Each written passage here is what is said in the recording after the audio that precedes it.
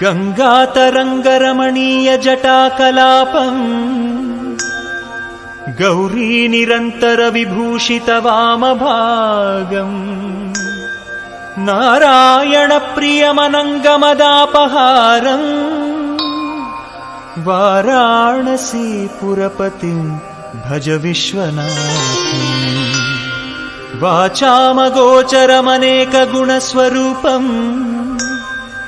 वागीश विष्णु सुरसेवित पादपीठम् वामेन विग्रहवरेण कलत्रवन्तम् वाराणसी पुरपतिं भज विश्वनाथम् भूताधिपं भुजगभूषण भूषितांगम् व्याघ्राजिनाम्बरधरं जटिलं त्रिनेत्रम् पाशाङ्कुशाभयवरप्रदशूलपाणिम् वाराणसी पुरपतिं भज विश्वनाथम् शीतांशुशोभित किरीट विराजमानम् भालेक्षणा नलविशोषित पञ्चबाणम् नागाधिपारचित भासुर कर्णपूरम् वाराणसी पुरपतिं भज विश्वनाथम् पञ्चाननं दुरितमत्तमतङ्गजाना नागान्तकं दनुजपुङ्गवपन्नगाना दावानलं मरणशोकजराटवीना वाराणसी पुरपतिं भज विश्वनाथम् तेजोमयं सगुणनिर्गुणमद्वितीयानन्द कन्दमपराजितमप्रमेयम् नागात्मकं सकलनिष्कलमात्मरूपम् वाराणसी पुरपतिं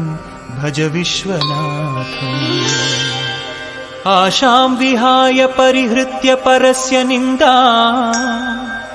पापे रतिं च सुनिवार्य मनः समाधौ आदाय हृत्कमलमध्यगतं परेशम् वाराणसी पुरपतिं भज विश्वनाथम्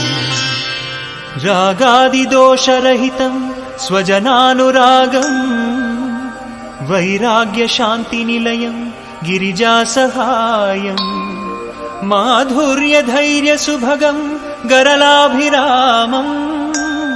वाराणसी पुरपतिं भज विश्वनाथम्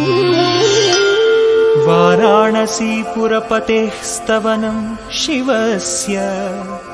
व्यासोक्तवष्टकमिदं पठते मनुष्यः विद्यां श्रियं विपुलसौख्यमनन्तकीर्तिम् सम्प्राप्य देहविलये लभते च मोक्षम् विश्वनाथाष्टकमिदं पुण्यं यः पठेच्छिवसन्निधौ शिवलोकमवाप्नोति शिवेन सह मोदते